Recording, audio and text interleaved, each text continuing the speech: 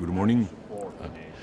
We're going to have the opportunity today to discuss issues having to do with our common European defense, also the situation that appears after the state of Hormuz closure and the overall situation in the Middle East and how that affects Europe and European defense. But especially I will have the opportunity to inform my colleagues and at the presence through VTC of the Ukrainian defense minister of data having to do with the drone that we fished in Greece, the USV that we have certainty now that is a Ukrainian USV.